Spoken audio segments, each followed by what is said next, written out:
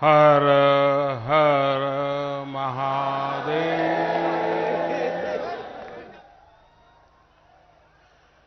श्री सद्गुरु चरण कमलेभ्यो नमः। मंच पर उपस्थित उत्तर प्रदेश की राज्यपाल श्रीमती आनंदीबेन पटेल, उत्तर प्रदेश के ऊर्जावान कर्मयोगी मुख्यमंत्री श्रीमान योगी आदित्यनाथ जी, सद्गुरु आचार्य श्री स्वतंत्र देव जी महाराज, संत प्रवर श्री विज्ञान देव जी महाराज, केंद्र में मंत्री परिषद के मेरे साथी और इसी क्षेत्र के सांसद श्री महेंद्र नाथ पांडे जी, यहीं के आपके प्रतिनिधि और योगी जी सरकार में मंत्री श्रीमान अनिल राजभर जी, देश विदेश से पधारे सभी साधक व श्रद्धालुगण, भाइयों और बहनों, उपस्थित सभी साथियों, काशी की ऊर्जा अक्षुण्ण तो है ही, ये नित नया विस्तार भी लेती रहती है। कल काशी ने भव्य विश्वनाथ धाम महादेव के चरणों में अर्पित किया और आज विहंगम योग संस्थान का ये अद्भुत आयोजन हो रहा है। इस दैवीय भूमि पर ईश्वर अपनी अनेक इच्छाओं की पूर्ति के लिए संतों को ही निमित्त बनाता है। आप जब संतों की साधना पुण्य फल को प्राप्त करती है तो सुखद संयोग भी बनते ही चले जाते हैं। आज हम देख रहे हैं अखिल भारतीय विहंगम योग संस्थान का 58वां वार्षिकोत्सव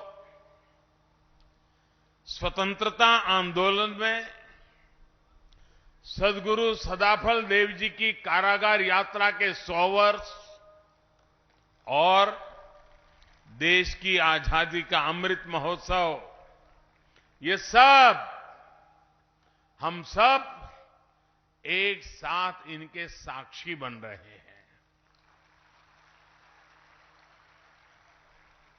इन सभी संयोगों के साथ आज गीता जयंती का पुण्य अवसर भी है। आज के ही दिन कुरुक्षेत्र की युद्ध की भूमि में जब सेनाएं आमने सामने थी, मानवता को योग, अध्यात्म और परमात्मा का परम ज्ञान मिला था। मैं इस अवसर पर भगवान श्री कृष्ण के चरणों में नमन करते हुए आप सभी को और सभी देशवासियों को गीता जयंती की हार्दिक बधाई देता हूं। भाई और बहनों, सद्गुरु सदाफल देव जी ने समाज के जागरण के लिए विहंगम योग को जन जन तक पहुंचाने के लिए यज्ञ किया था। आज वो संकल्प बीज हमारे सामने इतने विशाल वटवृक्ष के रूप में खड़ा है।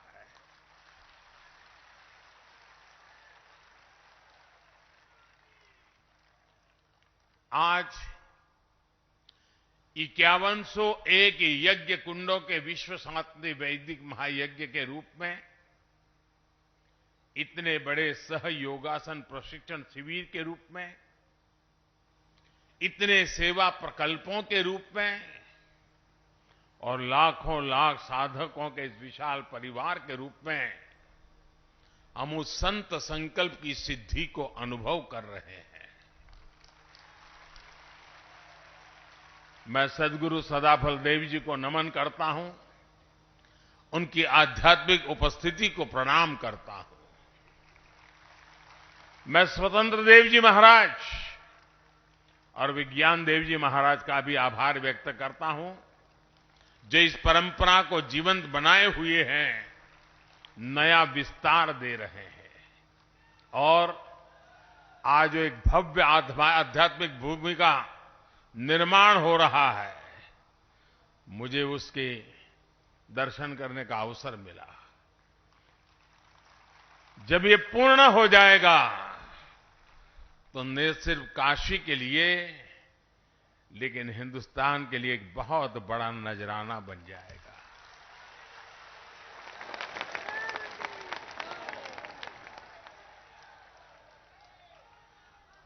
हमारा देश इतना अद्भुत है कि यहां जब भी समय विपरीत होता है, कोई न कोई संत विभूति समय की धारा को मोड़ने के लिए अवतरित हो जाती है।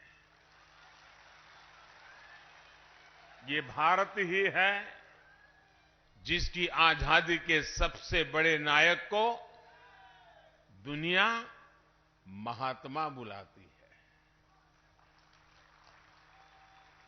ये भारत ही है जहां के राजनीतिक आंदोलन के भीतर भी आध्यात्मिक चेतना निरंतर प्रवाहित रही है। और ये भारत ही है जहां साधकों की संस्था अपने वार्षिकोत्सव को आजादी के अमृत महोत्सव के रूप में मना रही है।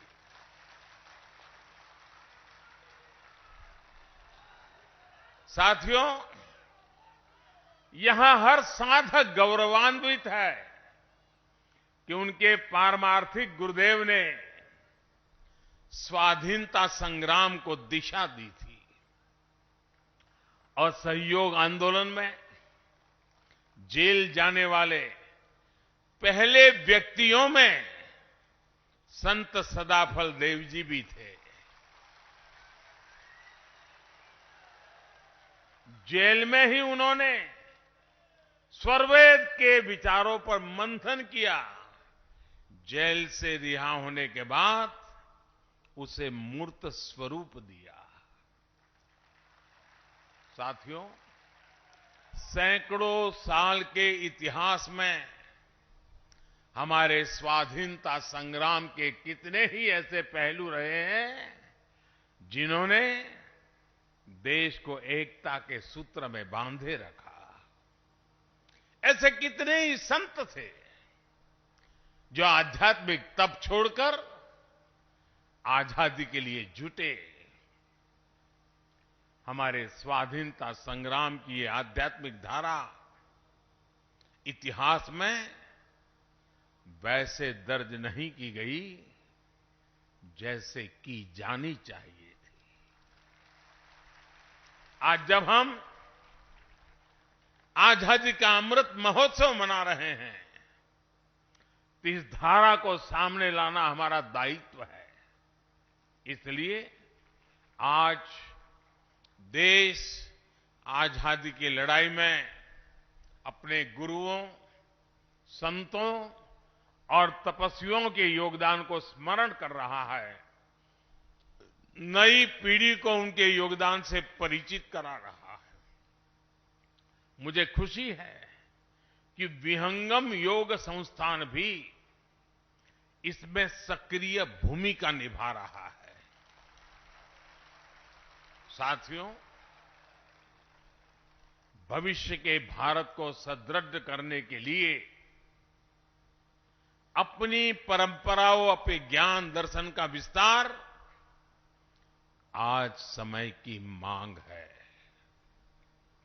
इस सिद्धि के लिए काशी जैसे हमारे आध्यात्मिक और सांस्कृतिक केंद्र एक प्रभावी माध्यम बन सकते हैं।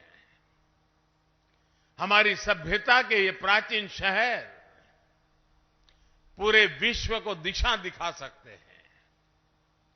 बनारस जैसे शहरों ने मुश्किल से मुश्किल समय में भी भारत की पहचान के, कला के, उद्यमिता के बीजों को सहेज कर रखा है। जहां बीज होता है, वृक्ष वहीं से विस्तार लेना शुरू करता है। और इसलिए आज जब हम बनारस के विकास की बात करते हैं, तो इससे पूरे भारत के विकास का रोड मैप भी बन जाता है। भाई और बहनों, आज आप लाखों लोग यहां उपस्थित हैं। आप अलग अलग राज्यों से, अलग अलग जगह से आए हैं। आप काशी में अपनी श्रद्धा, अपना विश्वास, अपनी ऊर्जा और अपने साथ असीम संभावनाएं कितना कुछ लेकर आए हैं। आप काशी से जब जाएंगे तो नए विचार, नए संकल्प, यहां का आशीर्वाद, यहां के अनुभव कितना कुछ लेकर जाएंगे। लेकिन वो दिन भी याद करिए जब आप यहां आते थे तो क्या स्थिति थी। जो स्थान इतना पवित्र हो, उसकी बदहाली लोगों को निराश करती थी। लेकिन आज ये परिस्थिति बदल रही है। आज जब देश विदेश से लोग आते हैं तो एयरपोर्ट से निकलते ही उन्हें सब बदला बदला लगता है। एयरपोर्ट से सीधे शहर तक आने में अब उतनी देर नहीं लगती। रिंग रोड का काम भी काशी ने रिकॉर्ड समय में पूरा किया है। बड़े वाहन और बाहर की गाड़ियां और बाहर ही निकल जाती है। बनारस आने वाली काफी सड़कें भी अब चौड़ी हो गई है। जो लोग सड़क के रास्ते बनारस आते हैं, वो अब सुविधा से कितना फर्क पड़ा है, ये अच्छी तरह से समझते हैं। यहां आने के बाद आप चाहे बाबा विश्वनाथ के दर्शन करने जाएं या मां गंगा के घाटों पर जाएं, हर जगह काशी की महिमा के अनुरूप ही आभा बढ़ रही है।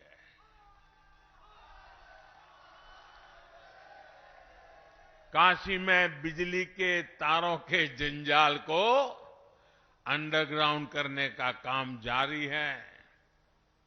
लाखों लीटर सीवेज का ट्रीटमेंट भी हो रहा है। इस विकास का लाभ यहां आस्था और पर्यटन के साथ साथ यहां की कला संस्कृतियों को भी मिल रहा है। ट्रेड फैसिलिटेशन सेंटर हो, रुद्राक्ष कन्वेंशन सेंटर हो, या बुनकरों, कारीगरों के लिए चलाए जा रहे प्रोग्राम, आज काशी के कौशल को नई ताकत मिल रही है। स्वास्थ्य के क्षेत्र में भी आधुनिक सुविधाओं और इंफ्रास्ट्रक्चर के कारण बनारस एक बड़े मेडिकल हब के रूप में उभर रहा है। साथियों, जब मैं काशी आता हूं या दिल्ली में भी रहता हूं तो प्रयास रहता है कि बनारस में हो रहे विकास कार्यों को गति देता रहूं। कल रात 12, साढ़े 12 बजे के बाद जैसे ही मुझे अवसर मिला, मैं फिर निकल पड़ा था अपनी काशी में जो काम चल रहे हैं, जो काम किया गया है, उनको देखने के लिए निकल पड़ा था। गदौलिया में जो सुंदरीकरण का काम हुआ है, वो वाकई देखने योग्य बना है। वहां कितने ही लोगों से मेरी बातचीत हुई। मैंने मड़ुवाड़ी में बनारस रेलवे स्टेशन भी देखा। इस स्टेशन का भी अब कायाकल्प हो चुका है। पुरातन को समेटे हुए नवीनता को धारण करना बनारस देश को नई दिशा दे रहा है। साथियों, इस विकास का सकारात्मक असर बनारस के साथ साथ यहां आने वाले पर्यटकों पर भी पड़ रहा है। अगर हम 2019-20 की बात करें तो 2014-15 के मुकाबले में यहां आने वाले पर्यटकों की संख्या 2 गुनी हो गई है, डबल हो गई है। 2019-20 में कोरोना के कालखंड में अकेले बाबतपुर एयरपोर्ट से ही 30 लाख से ज्यादा यात्रियों का आना जाना हुआ है। इस बदलाव से काशी ने ये दिखाया है कि इच्छा शक्ति हो तो परिवर्तन आ सकता है। यही बदलाव आज हमारे दूसरे तीर्थ स्थानों में भी दिख रहा है। केदारनाथ, जहां अनेक कठिनाइयां होती थी, 2013 की तबाही के बाद लोगों का आना जाना कम हो गया था। वहां भी अब रिकॉर्ड संख्या में श्रद्धालु पहुंच रहे हैं। इससे विकास और रोजगार के कितने असीम अवसर बन रहे हैं। युवाओं के सपनों को ताकत मिल रहे हैं। यही विश्वास आज पूरे देश में दिख रहा है। इसी गति से आज देश विकास के नए कीर्तिमान स्थापित कर रहा है। साथियों, सद्गुरु सदाफल जी ने स्ववेद में कहा है, दया करे सब जीव पर, नीच ऊंच नहीं जान, देखे अंतर आत्मा, त्याग देह अभिमान।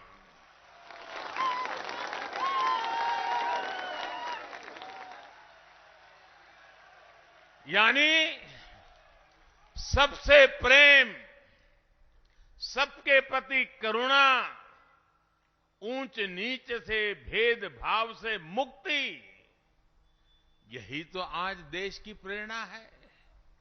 आज देश का मंत्र है, सबका साथ, सबका विकास, सबका विश्वास। मैं मेरा के स्वार्थ से ऊपर उठकर आज देश सबका प्रयास के संकल्प से आगे बढ़ रहा है। साथियों, स्वाधीनता संग्राम के समय सद्गुरु ने हमें मंत्र दिया था स्वदेशी का। आज उसी भाव में देश ने अब आत्मनिर्भर भारत मिशन शुरू किया है। आज देश के स्थानीय व्यापार रोजगार को, उत्पादों को ताकत दी जा रही है। लोकल को ग्लोबल बनाया जा रहा है। गुरुदेव ने सर्ववेद में कहा, हमें योग का, विहंगम योग का मार्ग भी दिया था। उनका सपना था कि योग जन जन तक पहुंचे और भारत की योग शक्ति पूरे विश्व में स्थापित हो। आज जब हम पूरी दुनिया को योग दिवस मनाते हुए, योग का अनुसरण करते हुए देखते हैं, तो हमें लगता है कि सद्गुरु का आशीर्वाद फलीभूत हो रहा है। साथियों, आज आजादी के अमृत काल में भारत के लिए जितना महत्वपूर्ण स्वराज है, उतना ही महत्वपूर्ण सुराज भी है। हम दोनों का रास्ता भारतीय ज्ञान, विज्ञान, जीवन शैली और पद्धतियों से ही निकलेगा। मैं जानता हूं, विहंगम योग संस्थान वर्षों से इस विचार को आगे बढ़ा रहा है। आपका आदर्श वाक्य है, गावो विश्वस्य मातरः। गौ माता के साथ इस संबंध को सुदृढ़ करने के लिए गोधन को हमारी ग्रामीण अर्थव्यवस्था का एक स्तंभ बनाने के लिए देश में अनेक प्रयास हो रहे हैं। साथियों, हमारा गोधन हमारे किसानों के लिए केवल दूध का ही स्रोत न रहे, बल्कि हमारी कोशिश है कि गौवंश प्रगति के अन्य आयामों में भी मदद करे। आज दुनिया स्वास्थ्य को लेकर सजग हो रही है। केमिकल्स को छोड़कर ऑर्गेनिक फार्मिंग की तरफ विश्व लौट रहा है। हमारे यहां गोबर कभी ऑर्गेनिक फार्मिंग का बड़ा आधार होता था, हमारी ऊर्जा जरूरतों को भी पूरी करता था। आज देश गोबर्धन योजना के जरिए बायोफ्यूल को बढ़ावा दे रहा है, ऑर्गेनिक फार्मिंग को बढ़ावा दे रहा है, और इन सब से एक तरह से पर्यावरण की रक्षा भी हो रही है। आज से 2 दिन बाद 16 तारीख को जीरो बजट नेचुरल फार्मिंग, इस पर एक बड़ा राष्ट्रीय कार्यक्रम भी होने जा रहा है। इसमें पूरे देश से किसान जुड़ेंगे। मैं चाहूंगा कि आप सभी भी 16 दिसंबर को प्राकृतिक खेती के बारे में ज्यादा से ज्यादा जानकारी प्राप्त करें और बाद में किसानों को घर घर जाके बताएं। एक ऐसा मिशन है जिसे जन आंदोलन बनना चाहिए, और इसमें आप सभी अहम भूमिका निभा सकते हैं। साथियों, आजादी के अमृत महोत्सव में देश अनेक संकल्पों पर काम कर रहा है। विहंगम योग संस्थान सदगुरु सदाफल देव जी के निर्देशों का पालन करते हुए लंबे समय से समाज कल्याण के कितने ही अभियान चला रहा है। आज से 2 साल बाद आप सभी साधक यहां 100वें अधिवेशन के लिए एकत्रित होंगे। 2 साल का ये बहुत उत्तम समय है। इसे ध्यान में रखकर मैं आज आप सभी से कुछ संकल्प लेने का आग्रह करना चाहता हूं। ये संकल्प ऐसे होने चाहिए जिसमें सदगुरु के संकल्पों की सिद्धि हो और जिसमें देश के मनोरथ भी शामिल हो। ये ऐसे संकल्प हो सकते हैं जिन्हें अगले 2 साल में गति दी जाए, मिलकर के पूरा किया जाए। जैसे एक संकल्प हो, और हो सकता है हमें बेटी को पढ़ाना है, हमें हमारी बेटियों को स्किल डेवलपमेंट के लिए भी तैयार करना है। अपने परिवार के साथ साथ जो लोग समाज में जिम्मेदारी उठा सकते हैं, वो 1-2 गरीब बेटियों के स्किल डेवलपमेंट की जिम्मेदारी उठाएं। एक और संकल्प हो सकता है, पानी बचाने के लिए हमें अपनी नदियों को, गंगा जी को, सभी जल स्रोतों को स्वच्छ रखना है। इसके लिए भी आपसे संस्थान द्वारा नए अभियान शुरू किए जा सकते हैं। जैसा मैंने पहले भी बताया, देश आज प्राकृतिक खेती पर बल दे रहा है। इसके लिए लाखों लाख किसान भाई बहनों को प्रेरित करने में भी आप सब बहुत बड़ी मदद कर सकते हैं। हमें अपने आसपास सफाई स्वच्छता का भी विशेष ध्यान देना है। किसी भी सार्वजनिक जगह पर गंदगी न फैले, ये ध्यान रखना है। परमात्मा के नाम से आपको कोई न कोई सेवा का ऐसा कार्य भी जरूर करना है जिसका लाभ पूरे समाज को हो। मुझे विश्वास है इस पवित्र अवसर पर संतों के आशीर्वाद से ये संकल्प जरूर पूरे होंगे और नए भारत के सपनों को पूरा करने में सहयोग देंगे। इसी विश्वास के साथ आप सभी का बहुत बहुत धन्यवाद। पूज्य स्वामी जी का मैं आभारी हूं कि इस महत्वपूर्ण पवित्र अवसर पर मुझे भी आप सबके बीच आने का अवसर मिला, इस पवित्र स्थान का दर्शन करने का अवसर मिला। मैं फिर एक बार सबका आभार व्यक्त करता हूं। हर हर महादेव। बहुत बहुत धन्यवाद। देता है। बनारस की सड़कें काफी चौड़ी हो गई हैं। बनारस में जबरदस्त विकास हुआ है। रिकॉर्ड संख्या में अब केदारनाथ तक लोग पहुंचने लगे हैं। लोकल को ग्लोबल हम बना रहे हैं और चौतरफा विकास की बयार बह रही है। स्वराज के साथ सुराज भी बहुत महत्वपूर्ण है। प्रधानमंत्री नरेंद्र मोदी अपने काशी के दौरे के दूसरे दिन और उन्होंने आज विकास की बात की है। उत्तर प्रदेश विधानसभा चुनावों को ध्यान में रखते हुए प्रधानमंत्री नरेंद्र मोदी ने आज एक बार फिर से आपको सुनवाया। क्या कुछ कहा उन्होंने? 12 साढ़े 12 बजे के बाद जैसे ही मुझे अवसर मिला, मैं फिर निकल पड़ा था।